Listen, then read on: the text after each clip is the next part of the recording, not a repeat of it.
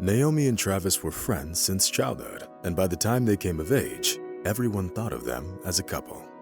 The parents of the young people supported their decision to get married, which once again confirmed the good old truth that marriages are made in heaven. Of course, the young family wasn't wealthy, so Travis ended up having to get a job in a neighboring state to provide a decent life for his wife. Unfortunately, there wasn't much work in their hometown, so finding a good-paying job elsewhere was considered a great success. Travis's father was a construction worker, and the young man decided to follow in his footsteps. Traveling around the cities of the state, he offered his services wherever they were in demand. Naomi understood the intricacies of her husband's job, and therefore always patiently waited for his return home, looking forward to their time together. Most of the time, Travis went away for about a month, 2 at most. But if he managed to land a big project, the period of his absence could increase to 6 months at a time. Naomi didn't just sit around waiting for her husband and got a job as an English teacher at a local school. The young woman grew up without a father, and before she got married, she lived with her mother in a small house located on the outskirts of the city. Looking at the happy young couple, Mrs. Foster couldn't hold back her tears of joy. "All you need now is to have children, and then your life will be perfect," the woman kept telling her daughter. "Don't worry, Mom, we still have time. Let Travis find a better job first, then we'll start thinking about having kids," Naomi said. But that wasn't the real reason why the young couple didn't have children yet. Unfortunately, whenever Naomi and Travis tried to conceive a child, the pregnancy ended in an early miscarriage. Doctors shrugged their shoulders and advised the couple to undergo an additional medical examination, which sadly didn't shed any light on their problem. At first, Naomi thought that her miscarriage was just an unfortunate accident, but when it happened again and again, she realized that there really was a problem.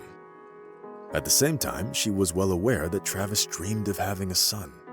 "It's okay.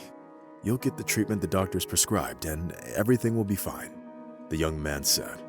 But Naomi felt that her husband didn't really believe that and was simply trying to be supportive of his wife. Time passed, but having a baby continued to be the #1 goal in the life of Naomi and Travis. A couple of times, Naomi even tried to carry the pregnancy to the 2nd trimester, but unfortunately, it still ended in miscarriage, causing the couple even more bitter disappointment and sadness.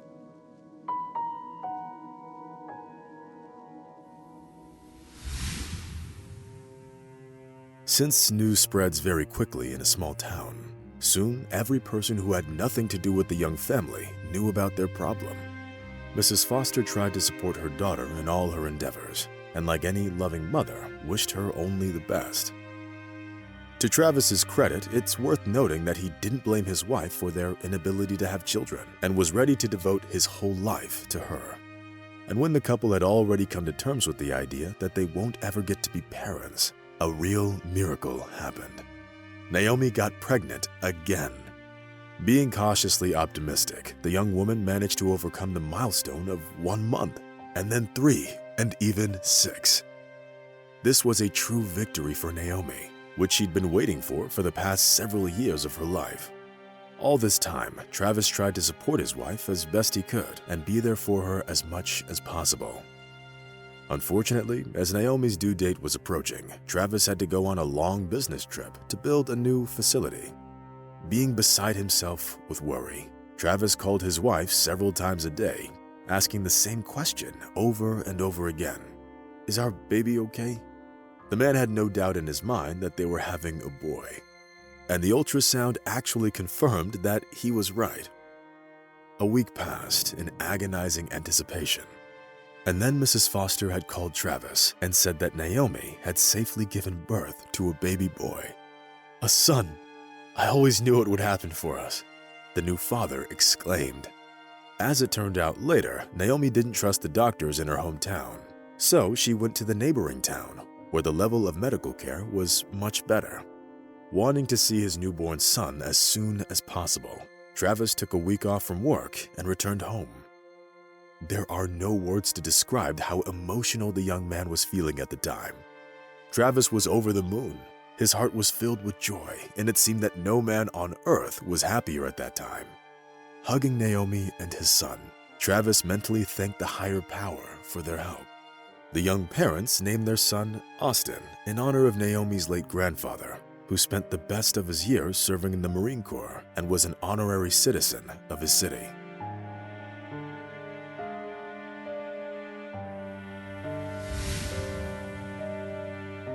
Three years passed.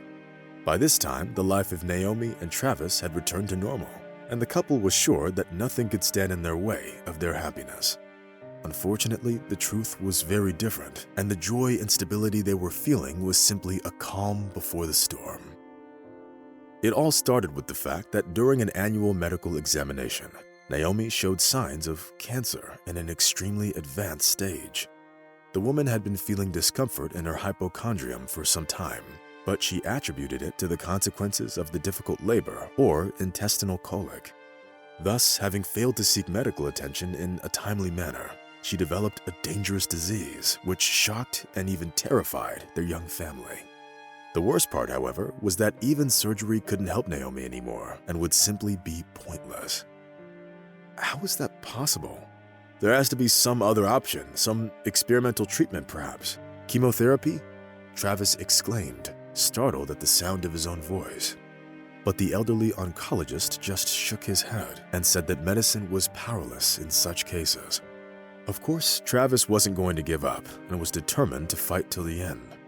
Naomi was getting weaker right before his eyes, but he felt that if he were to surround her with care and attention, he would somehow be able to alleviate her suffering and slow down the spread of the tumor. But no matter how hard Travis tried, nothing helped. Expensive medicines and chemotherapy didn't bring the desired result, and Naomi's health worsened by the day. At that point, everyone except Travis and Mrs. Foster realized that the woman had hours left, days at best. When his wife died, Travis simply refused to believe what had happened. The man simply couldn't shake off the feeling that Naomi was simply sleeping or just out of it because of all the painkillers. But the truth was much more cruel than what Travis's distraught mind tried to make him believe. The man could barely remember the funeral and the wake. He only seemed to have come to his senses a month after his wife's death. Looking at his little son Austin, Travis made a promise to himself to do everything in his power to give the boy a decent life. Taking care of his son was the very lifeline that saved Travis from drowning in heartache and depression. The next 3 years weren't easy. The man worked very hard and did his best to keep away the sad thoughts about his past.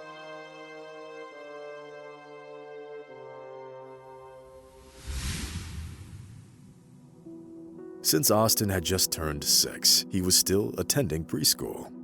Travis tried to pick up his son from preschool on his own, but if he couldn't make it, Mrs. Foster was always willing to help. The woman loved her grandson very much. The preschool often organized all kinds of holidays and talent shows for the kiddos and their parents. That day, there was a Thanksgiving show at the preschool. Almost every student learned a poem and prepared to recite it on an impromptu stage in front of the audience. Wanting to see his son perform, Travis personally brought him to the show and helped him put on his costume. The man looked at Austin with a sense of accomplishment and gave him a thumbs up, content with the way he looked. Travis was about to leave his coat at the coat check when he noticed something that made him feel uncomfortable. Ignoring his son, who was pulling his hand, the man froze in place, then closed his eyes and opened them again. But that didn't have any effect, and the vision Travis was seeing didn't go away. The thing was, Travis saw a boy who looked exactly like his son standing 3 yards away. The resemblance was uncanny, so much so that the poor man even thought that he was hallucinating. But when Travis took a step closer, he realized that the boy was definitely real. Of course, the boy's hair and clothes were different from the ones Austin had. But in all other respects, the boy was an exact copy of Travis's son. The same eye color, the same shape of the lips, and the same cute dimples on his cheeks. God, how is that even possible? The man whispered, still unable to believe his eyes. However, the most interesting part was the woman who was standing next to the boy, and apparently was his mother. Travis was confident that he had never seen her before in his life. At that moment, the stranger looked at Austin and smiled at him. From the expression on the woman's face, Travis couldn't tell if she had also noticed the similarities between her son and Austin. His son's voice pulled Travis out of the tormenting thoughts. "Dad, what are you doing? We have to go or we'll be late. I have an important role in the performance." The man shuddered and, looking at Austin, said, "All right, buddy, you're right. Let's get going."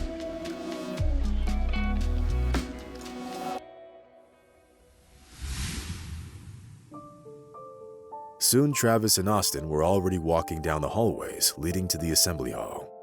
At that moment, 1,000 thoughts were swirling around Travis's head. The poor man was desperately trying to make sense of what he'd just seen in the lobby, barely managing to wait for the show to end. Travis was one of the first people out of the assembly hall. He really wanted to find the boy's mother and ask her a couple of questions. Fortunately, luck was on his side that day. The man was beside himself with curiosity. Seeing the woman, the young father gently touched her hand and said, "Miss, I feel like there's something we need to discuss." The woman seemed confused for a moment and then decided to turn the situation into a joke. But when she saw the despair frozen in Travis's eyes, she realized that she had to explain herself. Moreover, other people in the hall started noticing the similarity between Austin and the woman's son, who actually looked like his twin brother. "Let's go somewhere more private to talk about it, okay?" the woman suggested, trying to ignore all the attention they were getting. Travis nodded and was the first one to leave the preschool. "Dad, why does that boy look so much like me? The other kids say that his name is Kyle," Austin asked, taking his father by the hand. Travis looked at his son, but for the first time in the boy's life, he had no idea what to tell him. The mystery was solved when the boy's mother joined Travis on the street a little later. The woman's name was Samantha Hayes, and her 6-year-old son was Kyle. They recently moved to town and hadn't had time to make friends with anyone yet. Travis suggested that it would be more comfortable to talk in a cafe. There was a playground next to it, so the boys could have fun while the adults got to talk. Having ordered coffee for himself and his companion, Travis got ready to listen to the woman's story. Knowing exactly what she would have to say, Samantha turned pale and tried to pull herself together. The woman began her story from far, going back to the time when she was raised in an orphanage. Samantha's childhood wasn't an easy one, and Travis understood that from the first minutes of their conversation. Life outside the orphanage turned out to be no better for the orphan woman, who quickly got to experience the hardships of a lonely life with no support system. Trying to find a job, Samantha got hired as an assistant in a trading company office. At first, the young woman really enjoyed her job. But then everything changed in the most drastic way. And it happened because of the head of the department, Brandon Simons.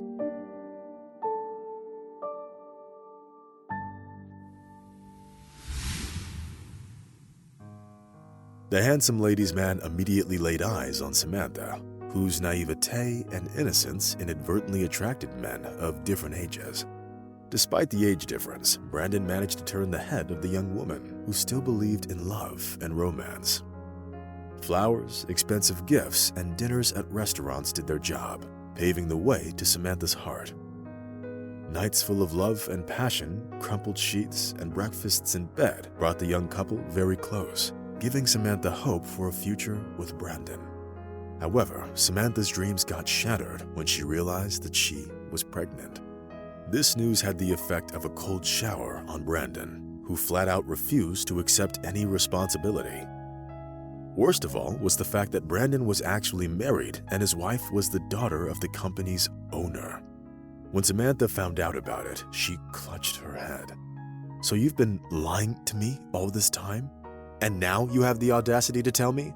Samantha said with tears in her eyes. But it was simply impossible to make Brandon feel bad about what he did. The cynical and impotent man did everything to cover his tracks and persuade Samantha to terminate the pregnancy. To his great chagrin, the young woman turned out to be very stubborn and decided to keep the baby. "Well, you can do whatever you want, but don't count on my help. And if you try to harm me, I'll make you regret it for the rest of your life." Brandon said in parting. Samantha didn't want to have to see Brandon at work every day, so she quit her job and moved to another part of the city. But the most shocking news was still ahead of her. The ultrasound showed that she was having twins. Twins? Samantha whispered in shock. At that moment, the young woman expected to hear anything but that. Samantha was well aware that it would be extremely hard to raise 2 kids on her own, and she already knew not to count on Brandon's help. The pregnancy was difficult. Samantha suffered from horrible headaches and morning sickness during the entire time. When it was just 1 week before her due date, Samantha decided to go to the hospital so as to not risk getting any contractions at home. By a strange coincidence, she ended up sharing the room with Naomi Foster, who was also waiting to give birth to a baby boy.